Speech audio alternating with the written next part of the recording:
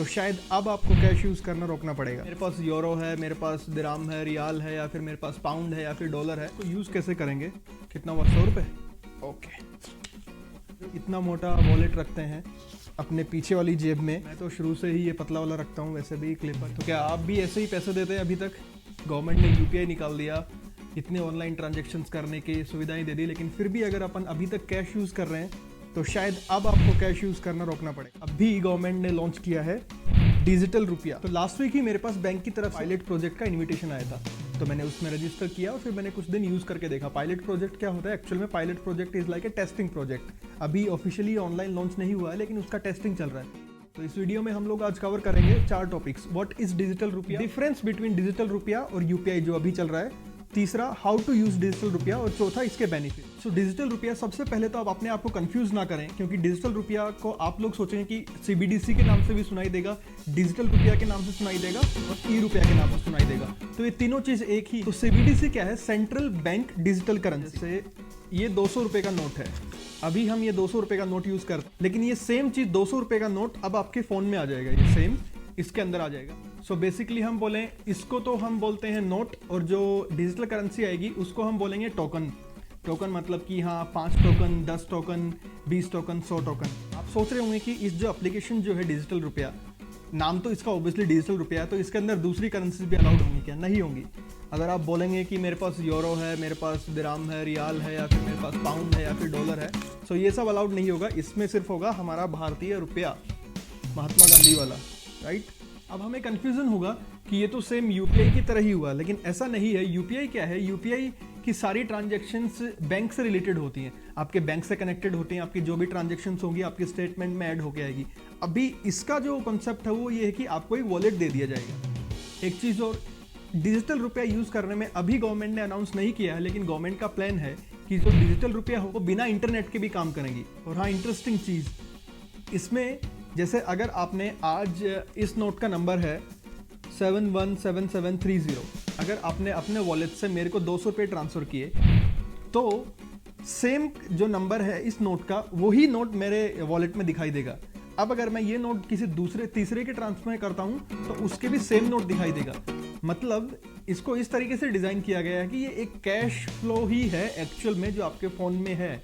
बस आप जब भी ट्रांसफ़र करेंगे एक एक चीज़ आपका नोट ट्रैक रहेगा कि कौन से नंबर का नोट किसके पास। फिर आप बोलेंगे कि ये तो एक काइंड ऑफ बिटकॉइन हुआ। बिटकॉइन एक प्रॉफिटेबल करेंसी है, एक पब्लिक करेंसी है, जबकि जो ई रुपया है, डिजिटल रुपया है, वो एक गवर्नमेंट करेंसी है जिसकी वैल्यू हमेशा सेम ही रहेगी। अगर 1 रुपया है तो उसका 1 रुपये वैल्यू है, 2 रुपये है तो 2 रुपये, 5 रुपये है तो 5, 10 है तो 10।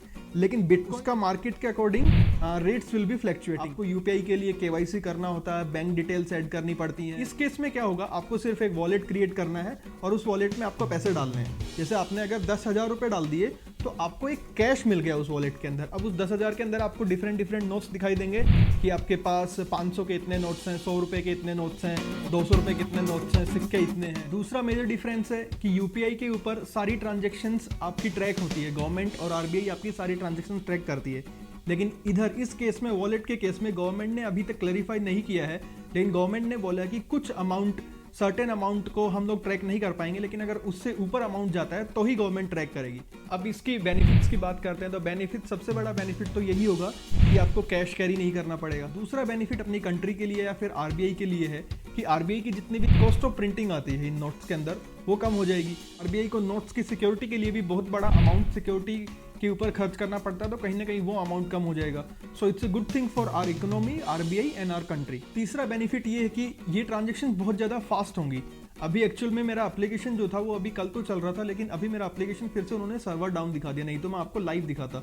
तो मैं आपको ट्राई करूंगा कि मैं टैब के ऊपर बता दूं कितना इजी है कि जैसे अगर आपका ये फ़ोन है, आपको सामने वाले के पास अगर करेंसी भेजनी है, आप सिर्फ ऐसे टैप करेंगे नोट पे तो सामने वाले के पास चली जाएगी। जैसे आपने 100 रुपये डाले, चिल्लर डाला 1 रुपये, 50 पैसा, 2 रुपये, तो ऐसे चला जाएगा। इतनी भी करप्ट मनी होती है। हम लोग ऑब्जर्व करते हैं शॉपिंग मॉल्स में या होटल्स में, लोग अगर रुकने जाते हैं तो एक साथ लाके कैश रख देते हैं, उस मनी का कोई ट्रैक नहीं होता। लेकिन एक्चुअल में अगर हम इसका देखेंगे फ़ोन वाले कैश का, गवर्नमेंट ने बोला है कुछ अमाउंट तक वो ट्रैक नहीं कर पाएंगे, लेकिन एक सर्टेन अमाउंट के बाद गवर्नमेंट के पास अथॉरिटी है उस अमाउंट को ट्रैक करने की। तो सबसे बड़ी बात, कहीं ना कहीं इससे करप्शन बिल्कुल कम हो जाएगा अगर अपने पास नोट्स होंगे ही नहीं। चलिए अब जानते हैं कि इसको यूज़ कैसे करेंगे। आई एम रियली सॉरी कि मैं आपको एक्चुअल में नहीं दिखा। तो चलिए मानते हैं यहाँ पे दो लोग हैं, ए और बी। अब ए सबसे पहले क्या करेगा, अपने डिजिटल रुपया के अंदर 500 रुपये डाल देगा। अब 500 रुपये जब वो डालेगा तो हो सकता है कि उसके पास 100 रुपये के 5 नोट आए हों, या फिर 500 का एक नोट आया हो, या फिर 200 के 2 और 100 का एक नोट आया हो। तो ये वैल्यू हो सकती है। अब ए को बी के अकाउंट में पैसे भेजने हैं।